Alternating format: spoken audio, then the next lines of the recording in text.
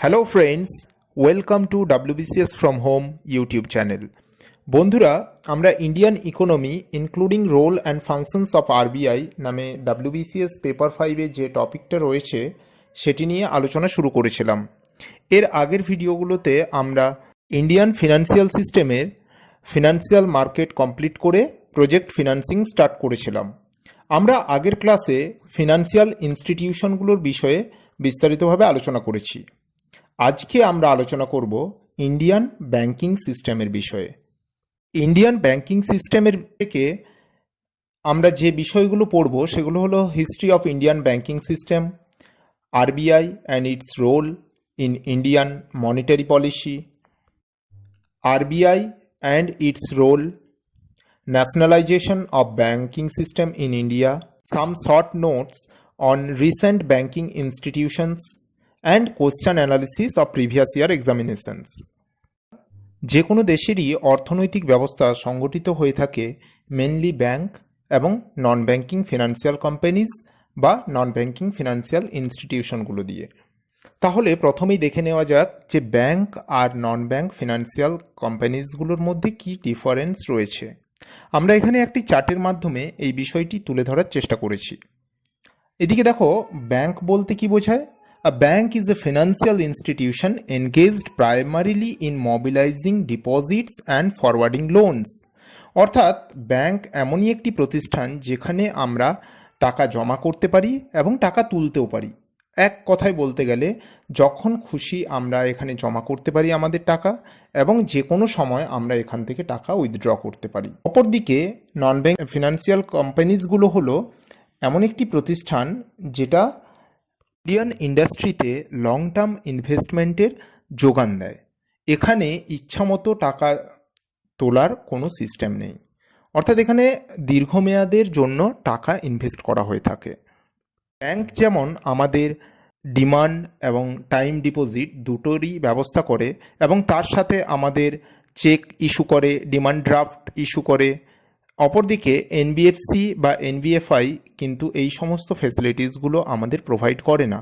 Bank registered হয় banking regulation act 1949। Bank is registered under banking regulation act 1949 and is directly regulated by RBI.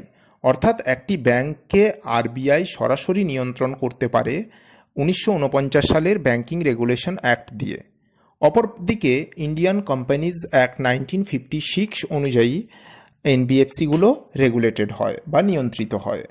এক্ষেত্রে বলে রাখি কতকগুলো companies ছাড়া বাকি সমস্ত এনবিএফসিগুলোকে আরবিআইয়ের কাছেও রেজিস্টার্ড হতে হয়। কোনগুলো তাহলে ছাড় রয়েছে না? Venture capital fund, merchant banking companies এবং স্টক ব্রোকিং কোম্পানিজগুলো রেজিস্টার্ড হয় সেবি বা stock exchange board of India দ্বারা।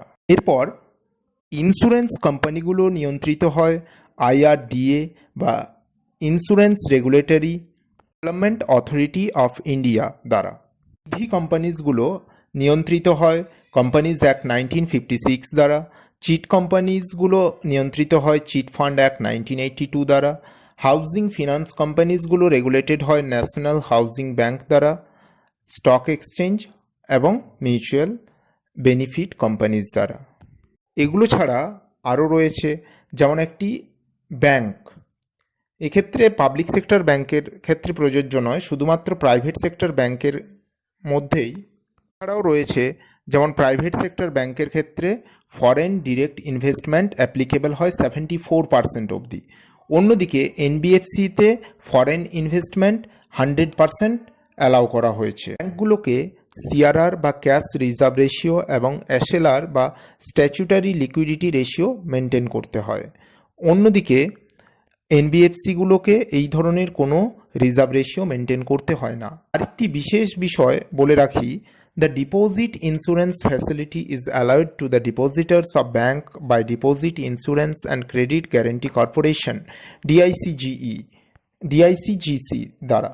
অর্থাৎ কোনো ব্যাংকে তার আমানতকারীরা সর্বোচ্চ 1 লক্ষ টাকা অবধি পার অ্যাকাউন্ট একটি বীমা পেয়ে থাকে। অর্থাৎ সেই ব্যাংক যদি বসেও যায় তাহলে সেই কোম্পানি সেই অ্যাকাউন্ট হোল্ডার ম্যাক্সিমাম 1,00,000 টাকা পর্যন্ত ফেরত পাবে গভর্নমেন্টের দ্বারা। এটি চালু হয়েছিল 1978 সালে। বর্তমানে এই সর্বোচ্চ সীমা 1,00,000 থেকে বাড়িয়ে 5 লক্ষ করা হয়েছে। এনবিএফসির ক্ষেত্রে এরকম কোনো বাধা নিষেধ নেই। বন্ধুরা, তাহলে চলো শুরু করা যাক। ব্যাংকিং সিস্টেমের হিস্ট্রি সম্বন্ধে একটু জেনে নিই। অতীতে ব্যাবিলনীয় সভ্যতায় বিনিময় প্রথার মাধ্যমে ব্যাংক ব্যবস্থার প্রচলন হয়েছিল। মডার্ন ব্যাংকিং ব্যবস্থা প্রচলিত হয় নবজাগরণের পর ইতালিতে। 1995 খ্রিস্টাব্দে ব্যাংক অফ ইংল্যান্ড প্রথম পার্মানেন্ট ব্যাংকনোটের প্রবর্তন করেছিল। ভারতে প্রথম ব্যাংক অফ হিন্দুস্তান 1770 সালে প্রতিষ্ঠিত হয় কলকাতায় ইউরোপিয়ান ম্যানেজমেন্টের আন্ডারে। যদিও এটি খুব বেশি দিন স্থায়িত্ব পায়নি, 1830-32 সালে এই ব্যাংক অফ হিন্দুস্তানের পরিসমাপ্তি ঘটে। ভারতের দ্বিতীয় bank general bank of India প্রতিষ্ঠিত হয়েছিল 1786 সালে। 3টি প্রেসিডেন্সি ব্যাংক চার্টার অ্যাক্ট অনুযায়ী ব্রিটিশ ইস্ট ইন্ডিয়া কোম্পানি প্রতিষ্ঠা করেছিল, যার মধ্যে ব্যাংক অফ ক্যালকাটা 2 জুন 1806, যেটির পরবর্তীকালে 1809 সালে নামকরণ করা হয়েছিল ব্যাংক অফ বেঙ্গল। এছাড়া ব্যাংক অফ বোম্বে প্রতিষ্ঠা হয়েছিল 15 এপ্রিল 1840 এবং ব্যাংক অফ মাদ্রাজ 1 জুলাই 1843। 1921 সালে এই 3টি প্রেসিডেন্সি ব্যাংককে মার্জ করে প্রতিষ্ঠা হয় ইম্পেরিয়াল ব্যাংক অফ ইন্ডিয়া। যদিও 1913 সালে চেম্বারলিন কমিশন বা যেটি জেএম কেইনস প্রপোজাল নামে পরিচিত, সেই কমিশনের প্রপোজালের বলা হয়েছিল দেশে একটি কেন্দ্রীয় ব্যাংক প্রতিষ্ঠার কথা। ইম্পেরিয়াল ব্যাংক অফ ইন্ডিয়া 1955 সাল অবধি একটি প্রাইভেট ব্যাংক হিসেবে কাজ করে চলেছিল। 1955 সালে গাড়ওয়াল কমিটির সুপারিশে এটির জাতীয়করণ করা হয় এবং এর নাম হয় state bank of India.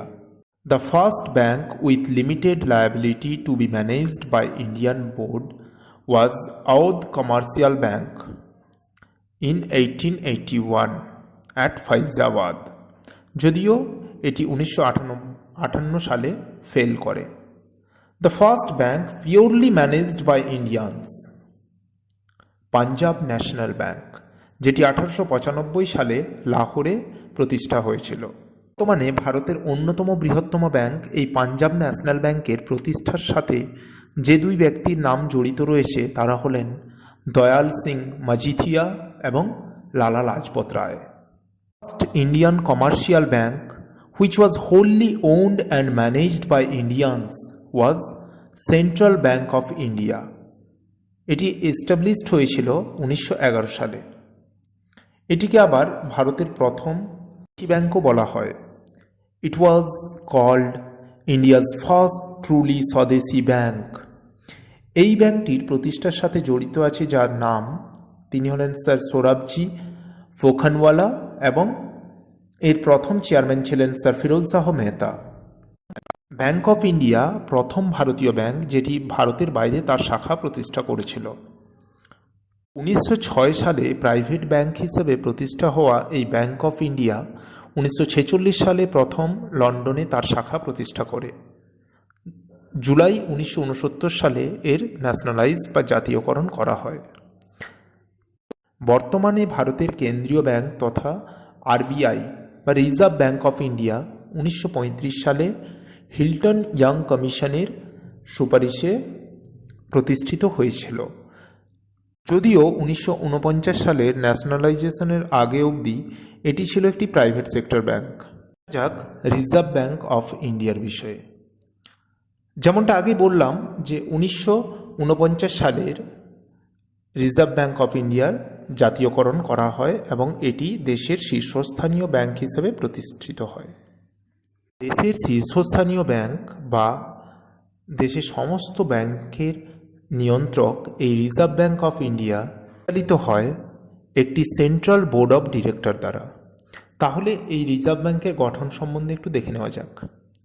Reserve ব্যাংকে অফিসিয়াল ডিরেক্টর এবং নন অফিসিয়াল ডিরেক্টর দুই প্রকার পদ রয়েছে। অফিসিয়াল ডিরেক্টরের মধ্যে রয়েছে গভর্নর এবং 4 জন ডেপুটি গভর্নর। নন অফিসিয়াল ডিরেক্টরদের মধ্যে রয়েছেন নমিনেটেড বাই গভর্নমেন্ট। এখানে 10 জন ডিরেক্টর বা এক্সপার্ট ফ্রম ভেরিয়াস ফিল্ডস, বিভিন্ন ক্ষেত্রের 10 জন উপদেষ্টা এবং 2 জন government official, mainly from finance department.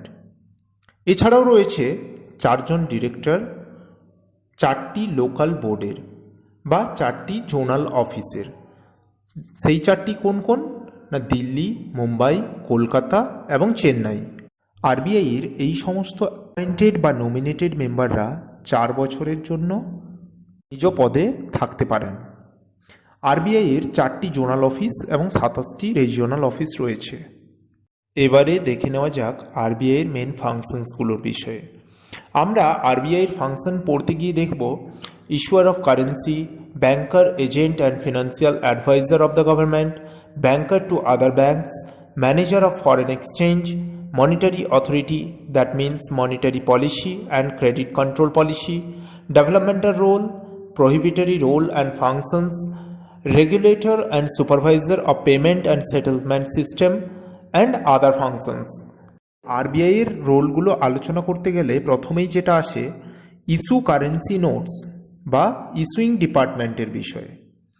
RBI Bharat সরকারের হয়ে সমস্ত প্রকার নোট করে, শুধুমাত্র 1 টাকার নোট এবং সকল প্রকার মুদ্রা প্রবর্তন করে থাকে ফিনান্স ডিপার্টমেন্ট। এই সমস্ত প্রকার নোটস এবং কয়েন প্রচলন করে, অর্থাৎ সার্কুলেশন করে থাকে। 1956 সালের আগে পর্যন্ত আরবিআই ব্যাংকে সংরক্ষিত সোনা ও বৈদেশিক মুদ্রা সঞ্চয়ের সাথে নির্দিষ্ট আনুপাতিক সম্পর্কে নোট প্রচলন করত। কিন্তু 1957 সালের পর থেকে সংশোধিত আইন অনুযায়ী 200 কোটি টাকা মূল্যের সোনা এবং বন্ডস জামানত রেখে আরবিআই নোট ইস্যু করে থাকে। এক্ষেত্রে বলে রাখি 115 কোটি টাকা মূল্যের সোনা এবং 85 কোটি টাকা মূল্যের ফরেন কারেন্সি এবং বন্ডস জমা রেখে আরবিআই নোট প্রচলন করে থাকে।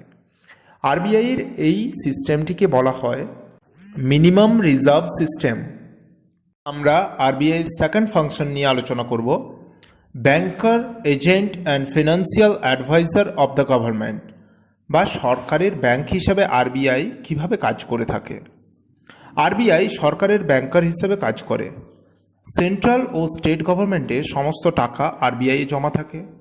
সরকারের যাবতীয় খরচ আরবিআই মারফত হয়ে থাকে।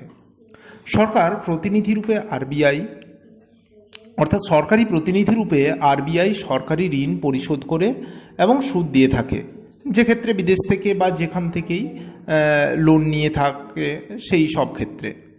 দেশের বিভিন্ন অংশ থেকে বা বিভিন্ন জায়গা থেকে সরকারের অর্থ আদায় করে থাকে। যেখানে আরবিআই এর কোনো শাখা থাকে না সেখানে এসবিআই মারফত সরকারের অর্থ এক স্থান থেকে অন্য স্থানে প্রেরিত হয়। এইভাবে ব্যাংকিং ও অন্যান্য গুরুত্বপূর্ণ ব্যাপারে আরবিআই সরকারকে পরামর্শ দিয়ে থাকে। এর নেক্সট কাজ ব্যাংকার টু আদার ব্যাংকস বা বাণিজ্যিক ব্যাংকগুলির ব্যাংকার হিসেবে। আরবিআই প্রয়োজনে কমার্শিয়াল ব্যাংকগুলিকে ঋণ প্রদান করে থাকে। যখন কমার্শিয়াল ব্যাংকগুলি আর্থিক সংকটাপন্ন হয়ে পড়ে তখন আরবিআই সেই ব্যাংকের কাছ থেকে বিভিন্ন ধরনের ঋণপত্র ক্রয় করে এবং তার অর্থের চাহিদা পূরণ করে। এইভাবে আরবিআই কমার্শিয়াল ব্যাংকগুলোর কাছে lender of the last resort বা ঋণের সর্বশেষ আশ্রয়দাতা রূপে আত্মপ্রকাশ করেছে। ব্যাংকিং রেগুলেশন অ্যাক্ট 1949 অনুযায়ী আরবিআইয়ের হাতে ব্যাংকগুলিকে সুপারভাইজ এবং কন্ট্রোল করার চূড়ান্ত ক্ষমতা দেওয়া হয়েছে। এগুলোর অন্যতম কাজই হলো দেশে ঋণের সৃষ্টি করা, আর এই ঋণের পরিমাণ নিয়ন্ত্রণ করাও আরবিআইয়ের একটি অন্যতম কাজ। কারণ ঋণের পরিমাণ যখন খুব বেশি হয়ে যায় তখন যেমন দেশে মুদ্রাস্ফীতি দেখা দিতে পারে, সেই রকমভাবে ঋণের পরিমাণ খুব কম হয়ে গেলেও বিনিয়োগের পরিমাণ কমে যায়। তাই আরবিআই কমার্শিয়াল ব্যাংকগুলির গার্জিয়ান হিসেবে এই বিষয়টি দৃঢ়তার সঙ্গে পালন করে থাকে। আমরা আলোচনা করব আরবিআই এর অন্যতম কাজ বৈদেশিক মুদ্রার ব্যবস্থাপনা ও সংরক্ষণের বিষয়ে, অর্থাৎ exchange rate management and the custodian of foreign exchange reserve. RBI ক্ষমতা বলে বৈদেশিক মুদ্রার বা তহবিলের রক্ষক। RBI has the responsibility to maintain exchange rate stability, and for this, it has to bring demand and supply of foreign currency, usually US dollar, to similar levels. ভারতের ব্যবসা বাণিজ্যের জন্য বৈদেশিক মুদ্রার তহবিল বাড়ানো একটা অন্যতম উদ্দেশ্য। 1973 খ্রিস্টাব্দে ফেরা বা ফরেন এক্সচেঞ্জ রেগুলেশন অ্যাক্ট পাশ হয়। এর মধ্য দিয়ে বলা হয় কোনো ব্যক্তি বিদেশি মুদ্রা ক্রয় ও বিক্রয় করতে পারবে না। এর পরের বছরই 1974 সালে পাশ হয় কফেপোসা বা conservation of foreign exchange and prevention of smuggling activities act 1974। এখানে বলা হয় বৈদেশিক মুদ্রার ক্রয় বিক্রয় করা দণ্ডনীয় অপরাধ এবং এই বেসিসে এটি প্রিভেনশনের জন্য কফেপোসা অ্যাক্ট পাশ করা হয়। এরপর 1991 সালে নতুন অর্থনৈতিক নীতি গ্রহণের ফলে যখন বৈদেশিক মুদ্রার বিনিময় হার নির্ধারণে আরবিআই নিয়ন্ত্রণ বিধি কিছুটা শিথিল করে এবং ফেরা আইনের পরিবর্তন ঘটানোর প্রয়োজনীয়তা দেখা দেয়। নতুন আইন অনুযায়ী বৈদেশিক মুদ্রার একাংশ সরকার নিয়ন্ত্রিত হারে বিনিময় হবে এবং বাকিটা বাজার দরে বিনিময় হবে, অর্থাৎ ভারতীয় ভাষায় একে পার্সিয়াল কনভার্টেবিলিটি অব রুপি বা টাকার আংশিক রূপান্তরযোগ্যতা বলা হয়। 1993-94 সালে ফেরা আইনের আবার পরিবর্তন করা হয় এবং এই আইনে চলতি খাতে ভারতীয় মুদ্রার সাথে বৈদেশিক মুদ্রার বিনিময় হারটিকে সম্পূর্ণভাবে বাজার চালিত করার প্রস্তাব দেওয়া হয়। একে ফুল কনভার্টিবিলিটি অফ রুপি বা চলতি খাতে টাকার পূর্ণ রূপান্তরযোগ্যতা বলে। মূলধনী খাতে টাকার পূর্ণ রূপান্তরশীলতা যুক্তিসঙ্গত কিনা তা অনুসন্ধানের জন্য SS তারাপুরের নেতৃত্বে একটি কমিটিও গঠন করা হয়, যে কমিটি 1997 সালে তার রিপোর্ট পেশ করে এবং মূলধনী খাতেও টাকার পূর্ণ রূপান্তরশীলতার কথা বলে। যদিও এই বিষয়টি এখনও অবধি ইমপ্লিমেন্ট করা যায়নি, তাহলে দেখা যাচ্ছে বৈদেশিক মুদ্রার নিয়ন্ত্রণে আরবিআইয়ের ভূমিকা কমে গেলেও বৈদেশিক মুদ্রার সংরক্ষণে আরবিআইয়ের যথেষ্ট ভূমিকা রয়েছে। এরপর 1973 সালের ফেরা আইনটি পরিবর্তন করার প্রয়োজনীয়তা অবশ্যম্ভাবী হয়ে ওঠে এবং আরও বেশি করে যাতে বাণিজ্যিক মুনাফা লাভ করতে পারে তার জন্য ফেরা আইন সংশোধন করে 1999 সালে ফেমা আইনের প্রবর্তন করা হয়, অর্থাৎ ফরেন এক্সচেঞ্জ ম্যানেজমেন্ট অ্যাক্ট। আরবিআইয়ের রোল সম্পর্কে আজ এই পর্যন্তই থাক। পরের ক্লাসে আমরা দেখব monetary policy of RBI, developmental role, prohibition role and functions, regulator and supervisor of payment and settlement system and some other functions. এবারে আমরা কতগুলো কোশ্চেন অ্যান্সার সম্বন্ধে একটু আলোচনা করি। যে কোশ্চেনগুলো মাঝে মাঝে এসে থাকে সেই রকম কতগুলো কোশ্চেন অ্যান্সার আমি ডিসকাস করি। যেমন ফার্স্ট আরবিআই গভর্নর কে ছিলেন? না, 1935-এ যখন আরবিআই প্রতিষ্ঠা হয় তখন আরবিআই গভর্নর ছিলেন স্যার অসবর্ন স্মিথ।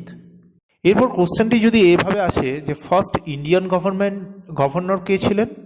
না, ফার্স্ট ইন্ডিয়ান গভর্নর ছিলেন CD দেশমুখ, 1948 থেকে 49 অবধি। গভর্নর জেনারেল ওয়ারেন হেস্টিংস প্রথম এদেশে কেন্দ্রীয় ব্যাংকের প্রয়োজনীয়তা উপলব্ধি করেছিলেন।